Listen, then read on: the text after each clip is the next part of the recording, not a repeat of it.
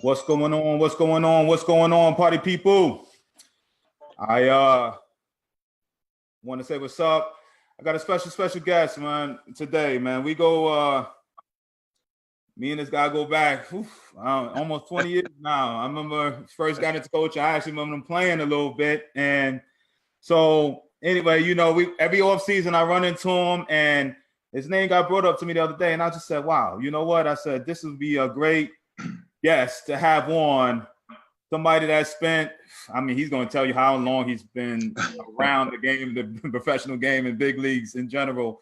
But I can't even tell. I might want to sell him short, but basically he done seen it from the playing days, had a great major league career all the way to a great coaching career and still currently coaching. And I just, I reached out to him and I told him what I was doing. And he was like, yo, D, I'm there. I definitely love to talk to these parents and let them know what's going on. So anyway, comments, questions, the routine, you know how this goes. We are, Clarky will answer anything you got. This is a wealth of knowledge, from hitting to outfield to anything, coaching strategies. He done managed in many years and coached many years and still does. So anyway, I ain't gonna pump him up too much. I'm gonna let him talk about himself. All right. What's up, Tasha? What's up, Oscar? What's up, Damon? What's up, Bubba? What's up, Luther? What's going on? All right. We are without further ado, let me introduce to you third base coach for the Detroit Tigers, my boy Dave Clark, aka Clarky. What's up, Clarky? What's Hey, D, how you doing, brother? How you doing, man? I'm so happy you reached out to me, and I'm happy to be able to come on today, man, and answer questions to from yourself and whoever else got questions. Be more than happy, man. It's part of the gig. Good, man. So listen, let's just take it back, man. Tell me all the way back to where you from, to your college days, all the way through to the pros, how long you played, what teams, and then into your coaching career to where you are right now. All right. Okay, no problem. I grew up in Tupelo, Mississippi, guys. I attended Jackson State University, number one draft pick by the Cleveland Indians. 1983, I was in the big leagues in '86, in the big leagues from 1986 to 1999. So parts of 13, right at 13 season as a player. I enjoyed it. Great ride. Wouldn't change it for anything. Then I got crazy and decided to get into coaching. And I coached the minor leagues for about 4 or 5 years, and currently third base coach for the Detroit Tigers. And I was trying to add it up a couple of days ago. I think, again, I had 13 years as a player, and I think this coming season, 2019, will be my 13th season as a coach. So altogether, 26 years in the big leagues, player/coach. A total as far as professional career, man, I just finished my 35th season as a professional baseball player. And I tell you what, it seemed like it was just only yesterday when I signed that contract and stepped on a minor league baseball field. Wow. Like 35 years in the pro game, 20, how many years you said in the big league? 26 years. Yeah. Playing, roaming those big league fields, man. How crazy is that, man? That's a hell of a career right there. And congrats to you on that, Clarky, man. We and most guys, you got some boys that know you on here. They over there chiming in and talking about the beard and everything. But and shout out Nick, sup, Rick Rock, what's up? Liz, how you doing? Manuel, what's up? That's it. All right. Big Sal was over there making fun of your beard. But anyway, Eric Cohen, what's up, man? But we got you guys know the routines, man. So any questions you have for Clarky, please, jot them down. The more people be coming on shortly, Clarky. So I'm gonna ask my questions like normal routine, and we just go from there. So again, make sure and the parents still know more. Yeah, exactly. Right. Yeah. But one of them had a little joke saying, Major League coach asked the questions, and he said, and the parents will still know more than you. You know what I'm saying? Of course. Yeah, parents are always right, huh? Yeah, right.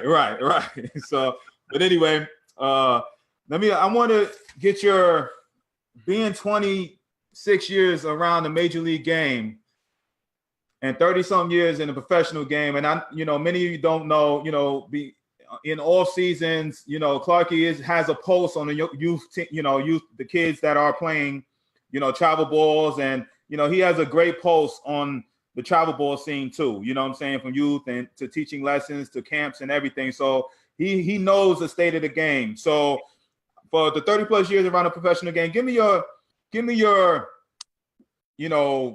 2 cents worth of the overall game as you see it right now. What do you see the pluses, the minuses of the overall game in general? Well, it's just like anything else. It's constantly changing.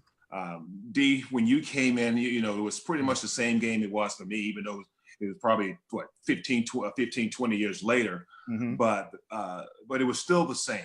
People scouted the way they always scouted. They use their eyes, they trust their instincts. Not to say that it's not happening today, but in today's game, it's more so analytics.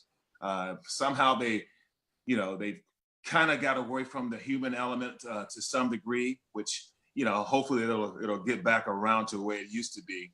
But I would say that's probably the biggest difference now. The analytics part, the numbers. I mean, there's a number and a stat for everything that happens in the game, and sometimes it gets misconstrued, especially when when you're dealing with human beings. You're dealing with again, just that simple. You're dealing with a human being with feelings, with his own mind, and sometimes you just cannot measure what's in a person's heart and in their mind from a computer, or even just with numbers. Any given day, a person can be totally different. And that's probably the saddest part of the game, as far as them trying to take the human element out of it. But us old school guys, we're not going to allow that to happen. We're going to always state our case and fight against it. Now, I'm not going to lie to you. There's a lot of that information that we do use that is very helpful. But when it comes down to the nick of things, it's all about the player, the person, and what he's capable of doing or what he's capable of not doing. So, and sometimes numbers just don't do it any justice. All right. You're right about that there. I got more people coming on. We got Mark, we got Chris, we got Kim, we got Miss Sheree, we Callie, we got all over the coast coming on from coast to coast out here, you know what I'm saying, Clarky. But I hear you when it comes to this analytics stuff, man. I know that's the big craze nowadays. And dig it, like, I know you're talking, and I want to dig a little deeper into that. Like, how is there like a tug of war between the guys that the old school guys that and the nerds, the guys that are coming in and all about the numbers, and like, is there a tug of war, or you guys just accept what it is nowadays? Well, we know what right now we just got to. You have to go with the flow because that's just the state of the game now. If you notice that out of the 30 clubs, there's probably about 26 new general managers that probably never played before. Not to say that they don't know what the heck they're doing, because a lot of them do. Mm-hmm. But back in the day, D, all your coaches played, all your general managers were former players. Some of them were former coaches, former managers, and they got a feel for what it was like to be in uniform on the field every day. And they were able to give a true evaluation of a certain player because they were there with them every day. They dealt with the ups and downs of the games along with the players. Now, for someone to just sit at that desk every day and think that they can do that by just typing in a number, you know what? If they're able to do that, then you know what, man, they're miracle workers. And I disagree with that. I disagree that that's the way it should be. And trust me, I'm not saying that it doesn't work. In some cases it does, but most cases it doesn't. And overall, if you think about it, the ultimate goal of playing the game is to win a championship, to be a World Series champion. And not too many teams that are high on the analytics have won the World Series. And we know it's going to happen because everybody's starting to trend that way. But right now, we just got to go with it and see what happens. We're in meetings sometimes, and I won't just say it's a tug of war. There are some differences, but when we leave that meeting, everybody's on the same page. Okay. Yeah, I don't know. It's tough, but sometimes this stuff is tough to swallow. But when you're around it every day, there are things about it that you do accept, and hey, you just keep rolling. That's right. All right. So now, being around the game as long as you have, right, and give me on the coaching side. I play with some greats and been around there. Matter of fact, let's combine the two. I want I want the top player you've either been on the coaching staff or managed yourself, and then I want you to go to your top 3 players you either, or give me 2 more players you either play with or coached. What I'm saying, the best players. Whatever. Give me your best player that you ever you've been around that you've coached. Well, to me, as far as the best player, as the best hitter, is Miguel Cabrera that I coached. I have never seen anything like that in my life. I mean, this guy is locked in 24/7. He deals with the ups and downs better than anyone I've ever been around. Nothing really bothers him, and he cares. I mean, he is our leader. He cares. But and guys who play with him, they get better from just being around this man and talking to this man, and more so than anything, just watching him go about his business. I mean, he's one of the. I've never seen a right. Who do you think? Because I know who you're talking about. I think I know who you're talking about. But who you think really benefit from a guy like a Miguel Cabrera? I know who I think you're talking about. Well, I tell you what, I saw JD Martinez do it. He was one of the main guys that did it, and I saw Nick Castellanos do it as well. I mean, you can't help it. If you're any type of player, you're any type of teammate, you want to sit back and watch this guy. That's why people pay money to come out and watch him play. He's one of the best that's ever put on a uniform when he steps in that batter's box.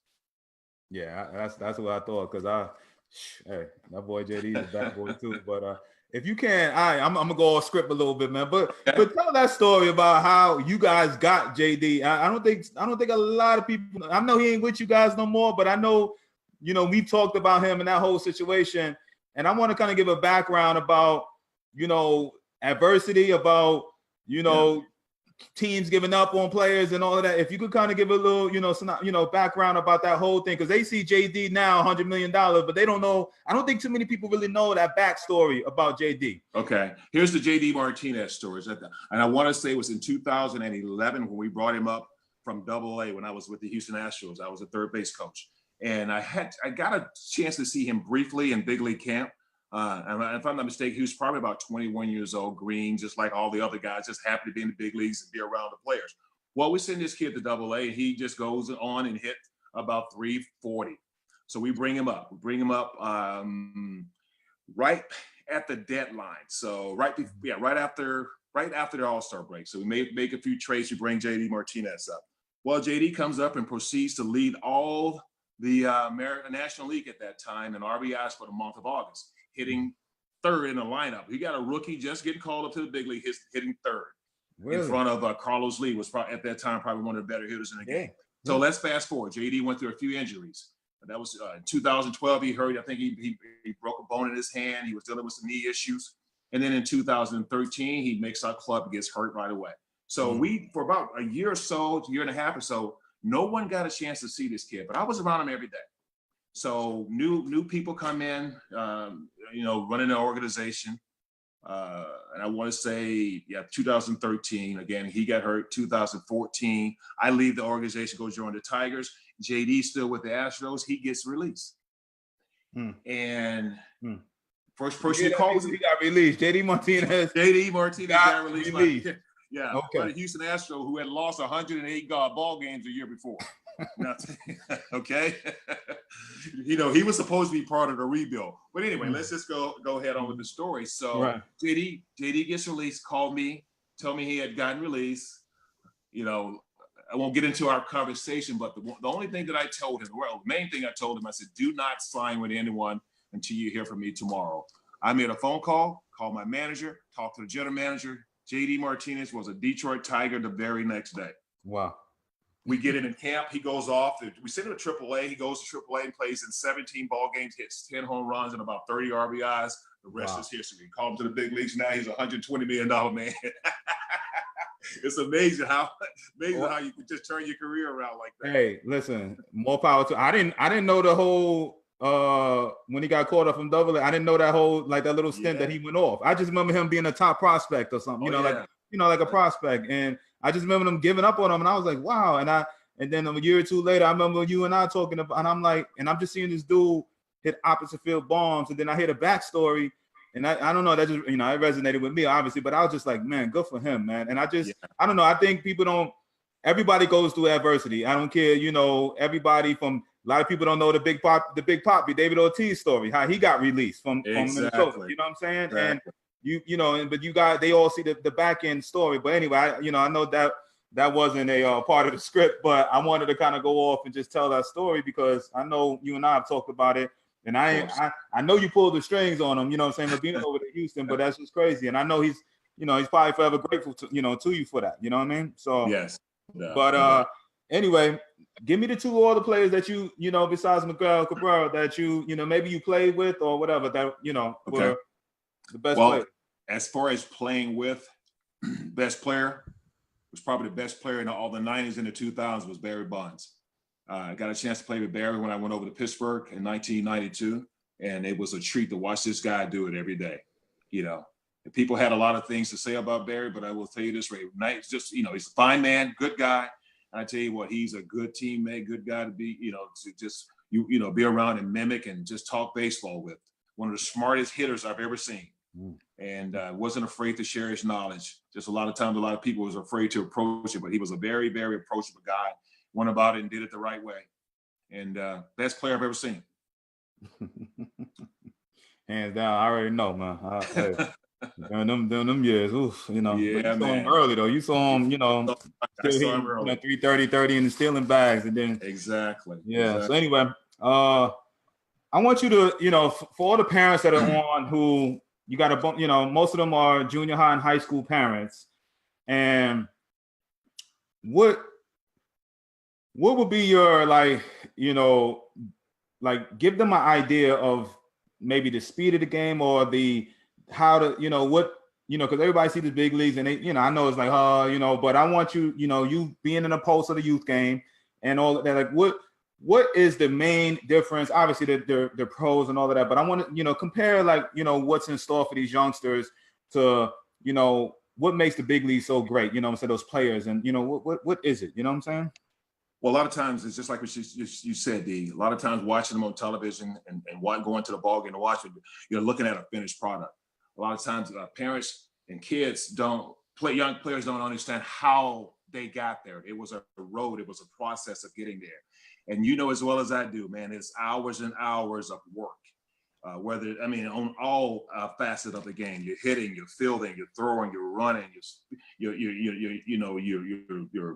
speed or your strength and conditioning.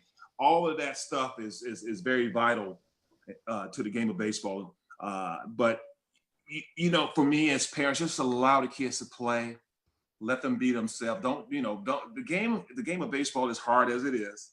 We know that. There's a lot of time kids put a lot of pressure on themselves. Parents put pressure on kids. I would say back off a little bit, let these kids play. Because first and foremost, kids going to play better when there's no pressure on them. When they feel like it's fun. It's not a job right now. It's fun. Let's learn how to play the game the right way. Let's have fun doing it. And you know what? And that stuff kind of takes off with you. Then it's in you. And as every level you go up, we know the game speeds up. But it'll make that transition so much easier when they're having fun doing it. They love going to the ballpark. They don't feel like they're going because mom and dad wants them to go. They're actually going to the game because for their genuine love of the game of baseball. Yeah.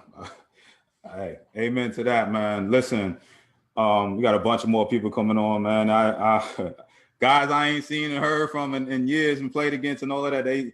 They all tuning into you over here. I can't even name all of them right now. I go, I may miss some, but a couple guys I ain't seen it since the pro game, man. But anyway, I want, so you just giving like good advice, but I want to kind of if you could give a grand scheme of the big leagues, like the if you could, before I get into these questions, I want to have these parents understand like what does it take, but what is it like in the major league? Like, like you being 26 years, I know it's a long time since, whatever, but if you, compare, just give an idea about. I tell you what, it sounds like it's a simple question, but that's a hard question. You know what it's like for me, D? It was like, okay, when I got there, for me personally, I couldn't believe it. I mean, I know I worked my butt off and this is where I wanted to get, what I wanted to be. And I got there and I'm like, I couldn't believe it. So it was like an adventure every day. it was like waking up from a dream every day. I mean, my aspiration when I was a kid was to be a Major League Baseball player. I know a lot of people have probably said that, but I will tell you, and I'm sure you probably said it too, D, and you accomplished that, and so did I. Mm-hmm. And it's like, it's so unreal. I mean, it's just, it's just unreal. And I'm around it every day still, and it's like, it's still, as a coach, I still say it's unreal that, you know what, we actually get paid to go out and play a game of baseball. Something that we love doing. There's not too many people that can actually say that.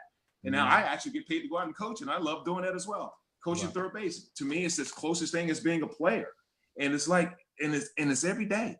I mean, I get a high when I put that uniform on. I get a high when I smell pine tar, you know, get around guys that are just ready to go play ball and hear the sound of the bats. It's amazing. It's amazing. And that's what I would say, you know, if your kid has aspiration, man, do what you got to do, whatever you can to allow him to achieve those goals, man. Because I'm going to tell you, once they get there, oh my God. I mean, it's the best place to play, no doubt about it. I mean, everything, the food is good, the travel is good. I'll leave it at that.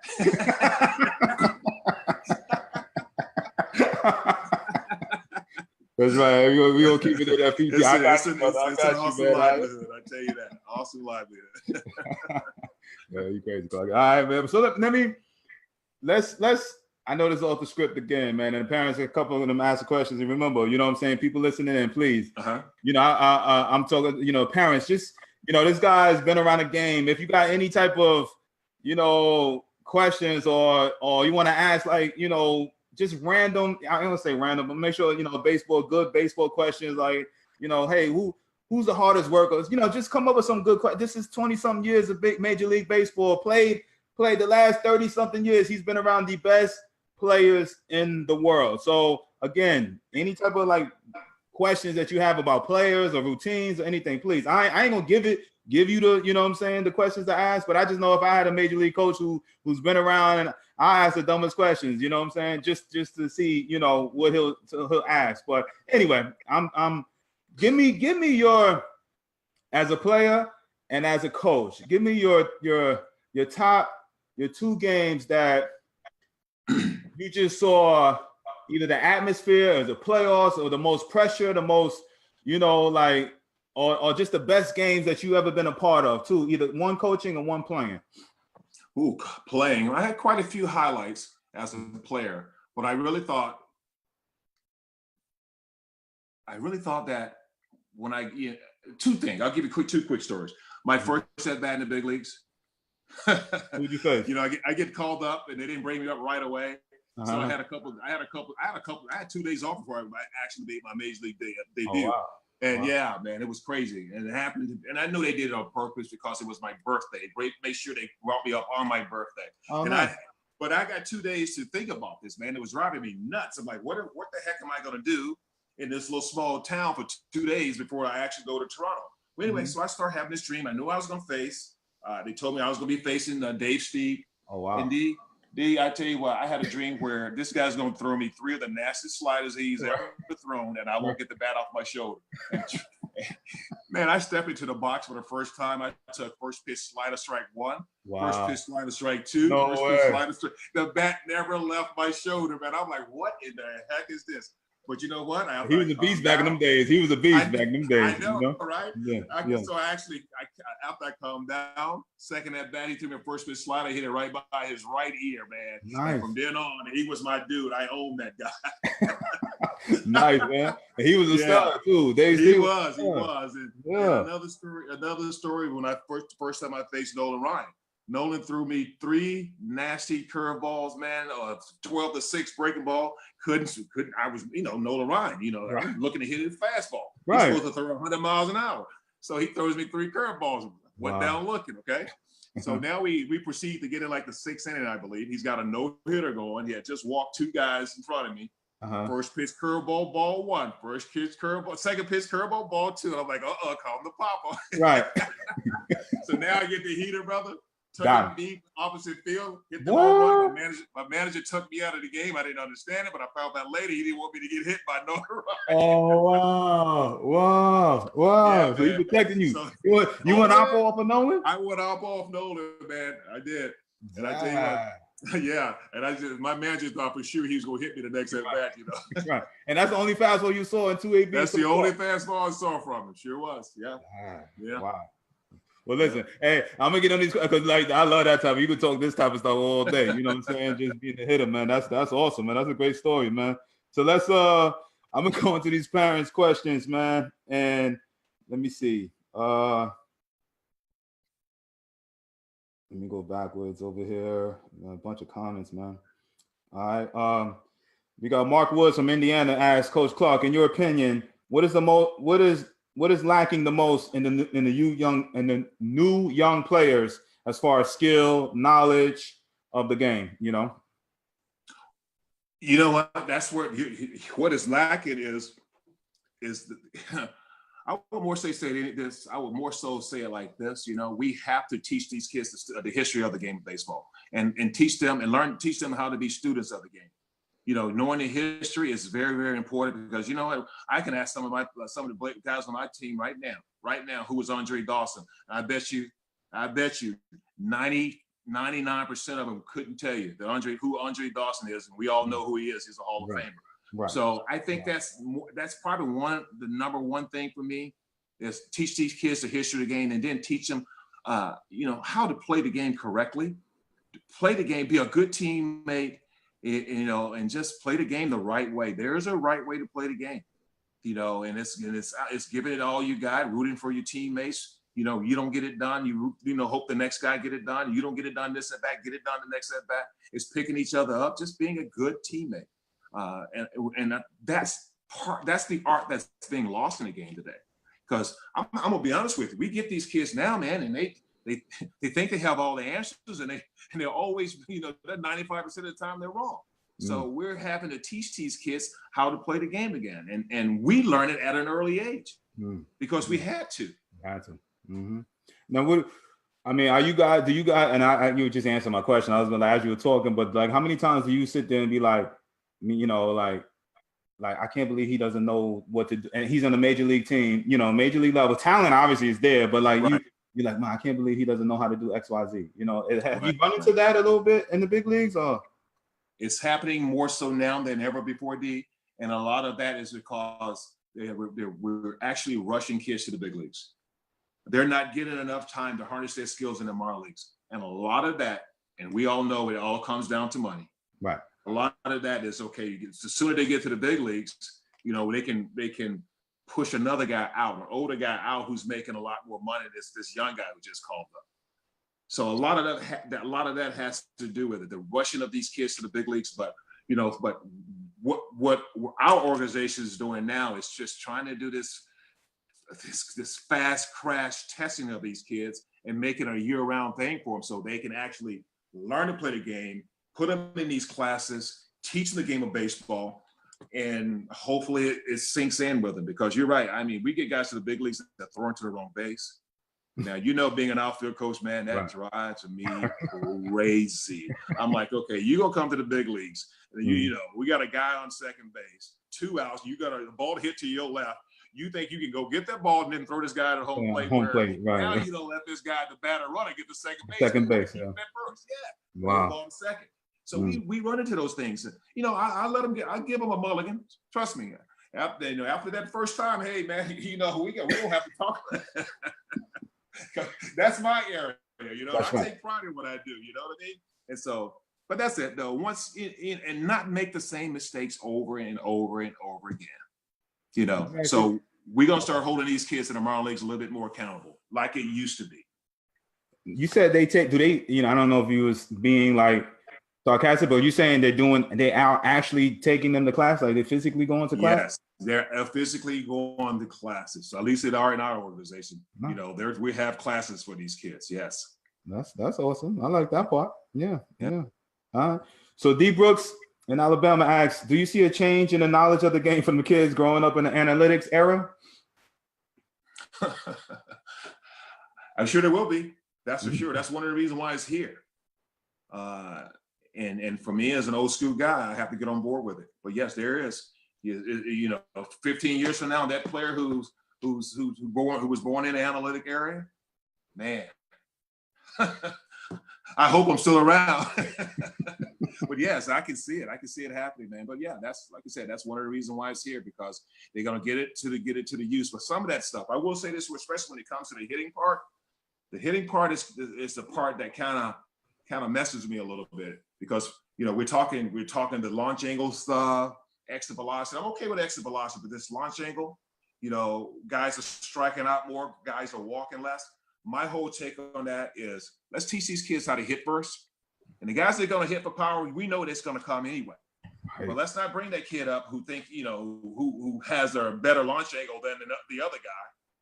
But the other guy's hitting better. He's not striking out. He's on base more. He's scoring more runs. I mean, the name of the game is outscore the other team, right? The last time I checked.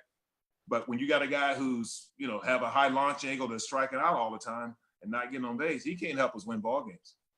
So I would say that more than anything. Let's, from the hitting part, let's teach these guys to be good hitters first. And then we always said that the power will come later. Usually that's the case. So I know, Jesse, a lot of people asking about the analytics. Do you guys, like, this is my question. So when a guy is getting called up hitting wise, do they like in the meetings, they're like, oh, he has a great launch angle, or do they bring those type of like statistics up and stuff? I mean, yes, they do. Yes, they do. Oh, really? I mean, we as a matter of fact, it's being recorded in the minor leagues in the batting cages. We have a machine out there that's sitting right in front of the hitter on the ground, on the turf, that's measuring his launch angle and also his exit velocity. Wow. Okay. All right. Games change. Yeah, and hey, I mean, I know they do it all the time, MLB Network and all of that, but I know I got a Dodgers kid I work with, Brandon Montgomery. I know Monty, yes. So Monty was telling me they do it in the minor leagues over there with with the Dodgers, and they have the analytical stuff too. And I just didn't, to me that's crazy to me to think like, oh yeah, this guy got a great launch angle. Let's, I don't know, when they're talking about bringing him up. Anyway, yeah.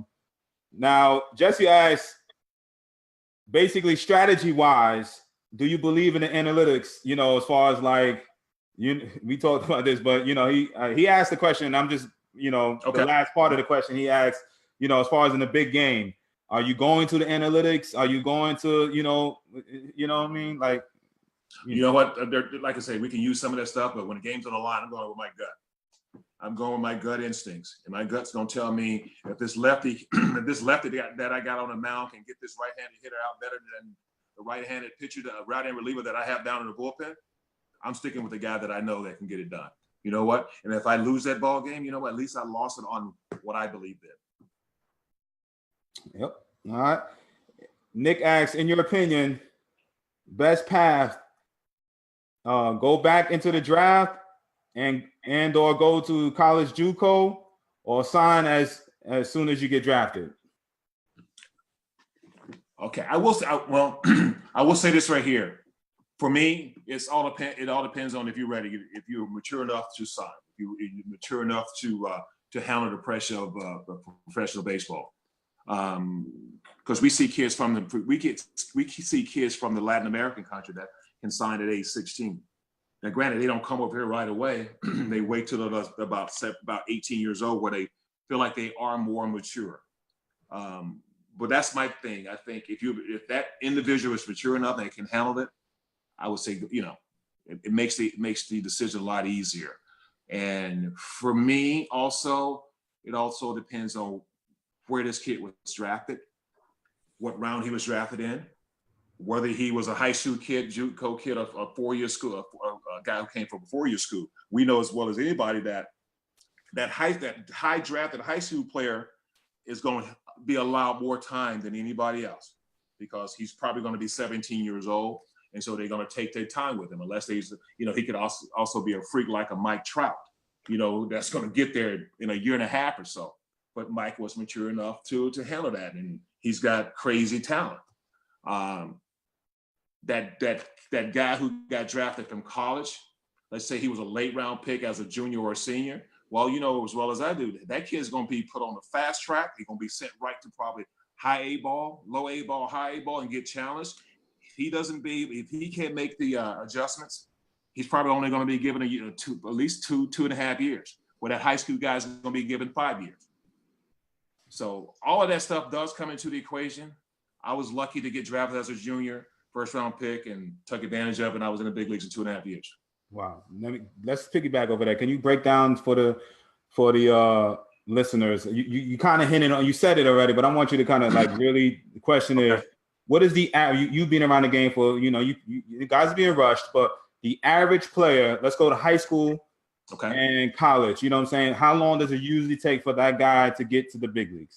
That high school player, I'm going to say at least 4 to 5 years.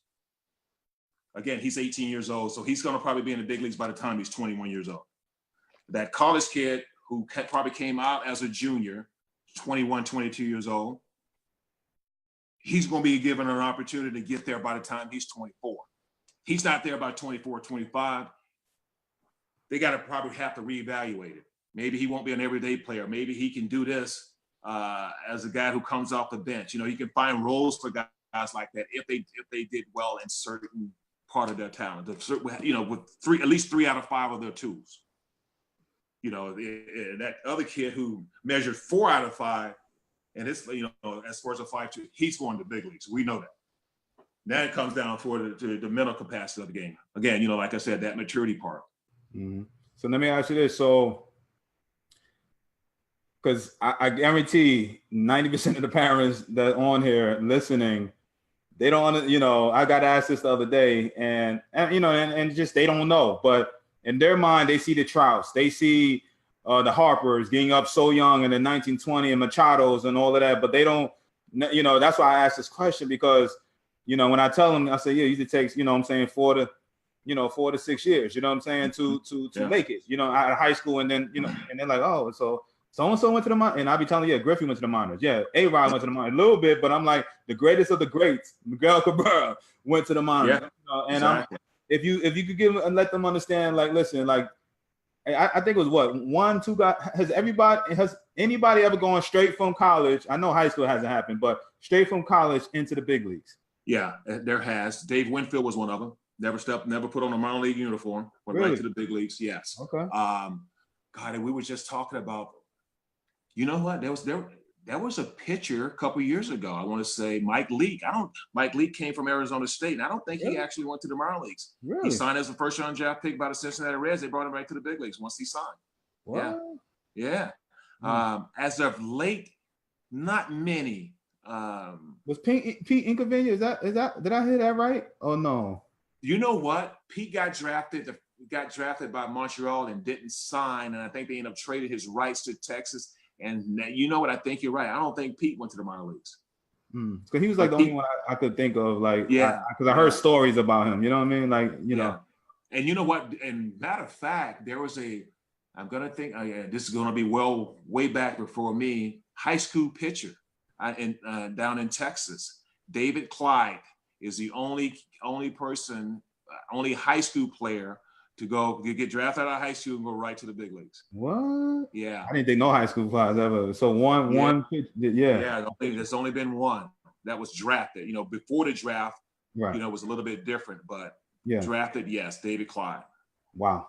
I didn't know that. But anyway, I know parents listening, okay, see how it's done, but they don't understand that thousands that get drafted every year. And, we got a hard time picking 4 or 5 names that that just went straight from draft into the big league. So I just, sometimes I just think they don't understand that whole, anyway. The Bubba from Alabama asks, when your son has the strongest arm and the coach wants him in right field and third base, but he loves middle infield, how do you handle that as a parent? Well, if he's got if he can play those other positions, I would say let him play there as well. Play as many positions he possibly can. But if he shows up and he's, if he measures out to be a better right fielder and third baseman than he does a shortstop, then it's only one thing to do, is put him where he can show his best, be his best. All because everybody wants to play middle infield, but everybody can't. Right. But that's why there's 9 positions on the field. If he can't play one, maybe he can play the other. The biggest thing is to try, don't just play him at one position. Let him play all over the field. And you know what? He'll show you what position he's better at by just letting him play. Like the players usually show you. It's not always the coaches or the parents. The players will let you know. Yeah, that's good. That's good information right there. All right. D. Brooks from Alabama asks, should Pete Rose be in the Hall of Fame? Yes, no doubt about it. Pete is the hit king. Maybe it took a long time for him to admit what he did, but he did. He admitted it. And you know what? Let's move on. Let's move on. There are guys in the Hall of Fame that have done a whole lot worse than what Pete Rose has done. You ain't lying. And everybody knows about it as well. So Pete has served his due. He's served his time. Let's make baseball happy and allow Pete Rose to get into the Hall of Fame. Chris Mitchell asks, from a scouting standpoint, would you prefer to see a player high school wise hitting 200 with 10 bombs or 350 with 500 on base percentage? Well, I want that guy who's 350 because, first of all, he's letting me know he can make contact. And we're teaching these kids how to be hitters first. A guy who hit 220, it could be a hard 220, but that guy who's hitting 220 is also I need to see his strikeout numbers. And that's high school wise. I mean, high school wise. So I'm sure there's a lot of strike. Yeah, exactly. So I want that guy who's getting on base on my club. That doesn't mean that the other guy can't. It just may take him a little bit longer. What about Manuel from Texas? If young players are always told they have to have good numbers, exit velocity, 60-yard dash, grip, etc., how can we get them to focus on just playing the game? Tell them look at Babe Ruth. That's my example. Look at Babe Ruth. Babe Ruth couldn't run. Right. He couldn't field. But he hit 714 home runs and scored more runs than everybody in the game until Ricky Henderson came along and topped it. So like I said, if there's something you can do well, and if it translates to the next level, let them keep playing. Sometimes we just can't put these little stigmas on these kids. Let them go play. There's 5 tools that we look for in this game. 6 if you want to count instincts as a tool. So if he's able to do 3 of those things and do them very well, he's got a chance. Mark Woods asks, that's what's changing in the game. Kids focus on those numbers and analytics, don't have a clue about how to play. Okay, he was just stating. All right. My friend's son was drafted by the Astros this year, given a 3-year plan. He went 3 year. Yeah. He said, it's not a question, but he said, my friend's son was drafted by the Astros this year and given a 3-year plan. He went 10th round. Chandler Taylor is his name. I don't, okay. A 3-year plan, Yeah. I don't know. But yeah. Okay. Good for him.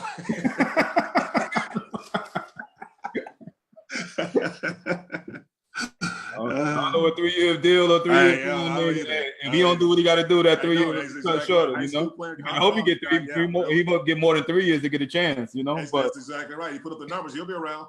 Right. All right. What's up, Latoya? What's up, Kay Moore? What's up, Matt Miller?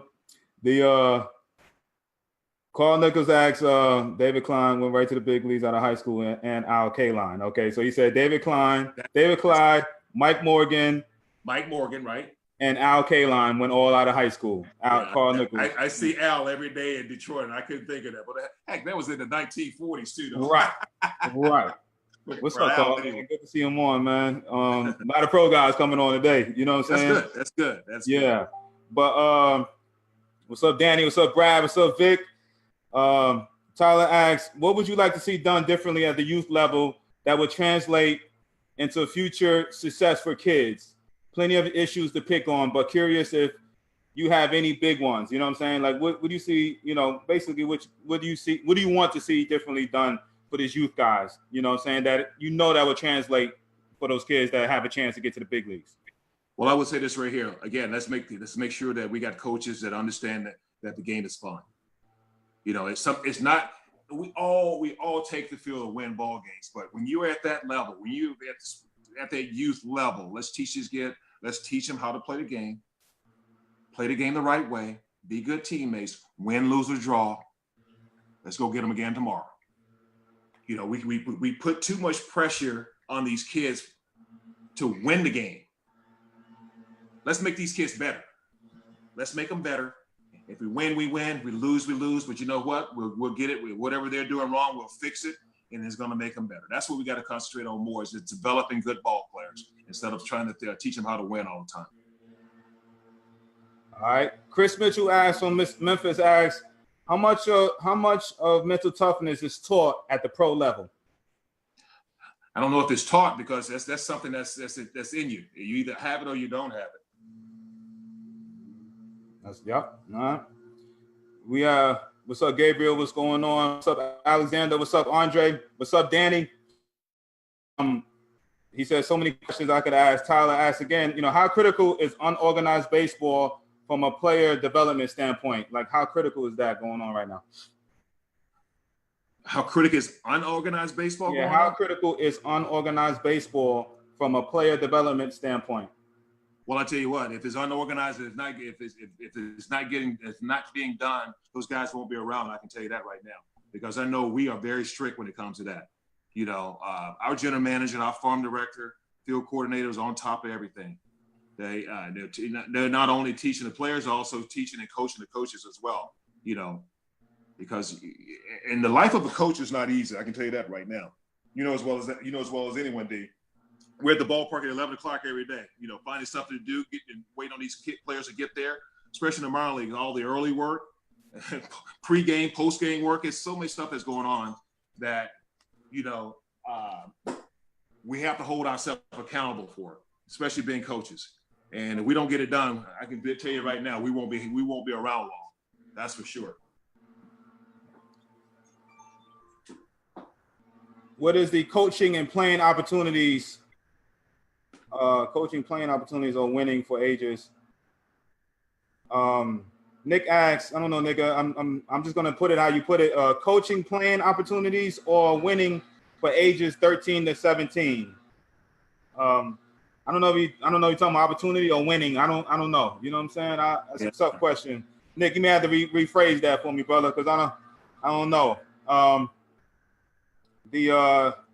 And Sud asks, to add to that question, backyard baseball, wiffle ball, etc., in terms of developing for the game, compete, instinct, etc., free from coach. I guess he's trying to say, like, you just having fun to learn the game, or, he's basically saying wiffle ball, backyard baseball. I'm trying to get an idea of what he's talking about, Sud, But you know what the thing is too, fun is not laughing and joking when you're out on the baseball field. That's not what we mean when we talk about having fun.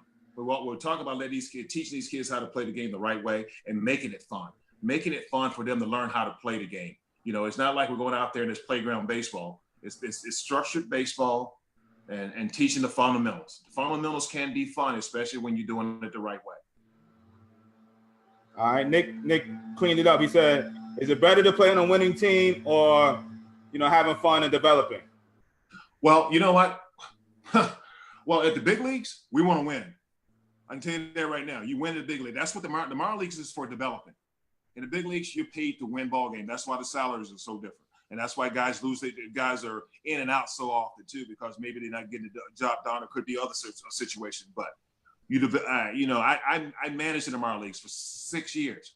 And my biggest thing was to get guys ready for the next level, get guys ready to the big leagues. I really didn't care too much about winning. I mean, I wanted to win. If I had a chance to win, I would. And usually, out of the 7-inning games in the minor leagues, those first 7 innings, means 9-inning games in the minor leagues, those first 7 innings, I gave those first 7 innings to the players. But if I got a chance to win the ball game, those last 2 innings, believe me, I'm gonna find a way to win it. Mm-hmm. But again, minor leagues basically is to develop, get guys ready for the big leagues. Big leagues, you got to win or you won't be around. All right. I got David Booth asks, is there a such thing as too much baseball? Players today play year-round. I'm a big believer in taking the fall off. I'm a big believer in playing other sports as well.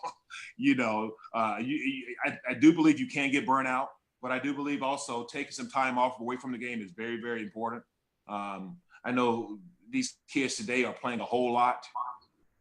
Some are playing 90 games a year during the summer. You want to make sure that, allow your kids to be kids to hang out with some of their other friends other than just their teammates. So we still have to let these kids be themselves. But if it's something that they want to do, I'm not going to take it away from them. I can tell you that right now, because some guys are they're that way. It's in them. they're made that way. They just want to continue to get better. They want to do it year round. But still, I think you still have to pick your spots to give them breaks every now and again. Yeah,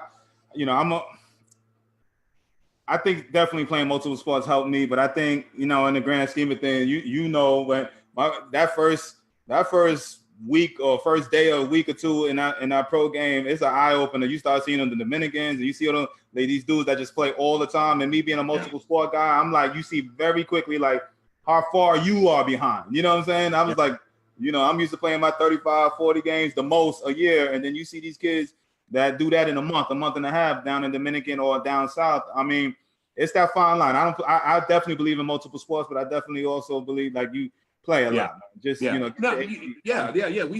that. We talk about the pro level versus the amateur level too.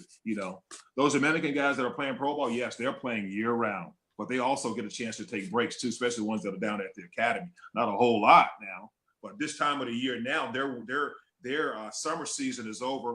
A lot of those kids, a lot of the younger ones, they're on those big clubs down there, but they don't get a chance to play. But they do get a chance to go work out with them. So, but I hear you though. Those guys that are playing every day, that's in that warm weather, that can play year round, man, they are ahead of us. That's for sure. That's why they draft them so young. Yeah. Let me ask you this. So, I think is that it, Paris? Is that all the questions? I want to make sure we got a lot of people on. Tell them I'll be back, D. I'll come back on for you, buddy. All right. Hey, I know, dude. I just want to make sure. Simeon asks, guys, the game is changing because of analytics. Does the coaching change at the youth level because of analytics? In your opinion? It shouldn't. Like I said, we got to teach these kids how to play the game the right way. Now let the analytics and stuff come a little bit later. Let's teach them to play the game the right way. All right. Now, we got discussions going on in between coaches and everything on the comment section. It's great right now. I like this. We got engagement going on. They challenging each other. No, I don't think it's right. I think this, so we got to, That's the beauty of this game, man. That's the beauty of this game. Everybody has an opinion. Hey, and usually I get the parents on, they listening, but today you come on, it's like the coaches want to listen in, which is great. What I'm saying? Of course. I would too. Coaches, want to hear from you, and obviously with your wealth of knowledge, man. So anyway, I think that's all the questions. We're going to end. I want to say, listen, everybody that listening in today, I appreciate it. Clarky, dude, I can't thank you enough. And I will bring you back on, and, we're going to have a discussion, more questions and all that type of stuff. This is again, I just reached out to him, and boom, just the love that, what I'm saying, he showed me just for coming on. I appreciate it, brother. No doubt about it, man. And I know my parents are listening. It's one of the highest, at least views as far as like at one time that I've seen so far. And, tomorrow we got, and this guy, Clarky, this guy well. We got Milton Bradley, former Major Leaguer Milton Bradley, coming on. All right, long time Major Leaguer, great talent. And great talent. You're exactly right. Great talent. All right, for the guys who are listening, or parents, mom and dads listening in, kind of remember, just go Google or put YouTube Milton Bradley highlights, and just to refresh your brain, because he was a great player, good friend of mine, and he's agreed to come on and talk a little baseball tomorrow at 3:00. Clarky, pleasure, man. I appreciate you, brother. Do you have any final words for the parents or coaches listening in about the game of baseball? Anything? You got any final words, man? Well, yeah, of course I do. You know what? We could, like I said, everybody has an opinion, but it all boils down to this right here. Baseball is the greatest game ever invented. And it was built, it was made for people to play and for people to enjoy it. And that's the thing that we cannot lose sight of. It's supposed to be fun. Let's keep the fun in the game. When we start putting too much pressure on our kids, it takes the fun out of it. So do yourself a favor, do your kid a favor, do your players a favor, make it fun. Make it, teachable. You have your teachable moments. You never want to miss out on those. but make it fun. Teach them the game of baseball, the fundamentals game of baseball, and it'll carry them a long way. You heard it. So You heard it. I want to say appreciate you guys. I'm going to say tomorrow at 3 o'clock, you know the routine. Peace and love. I'll see you guys tomorrow at 3 o'clock. Thanks for listening in. Clarky, again, brother, I appreciate you, man. Yes, sir. Anytime, D. Anytime. I'd love to come back on for you. Okay, no doubt about it. I appreciate it, man. You guys take care. See you guys tomorrow. Milton Bradley coming on. Peace.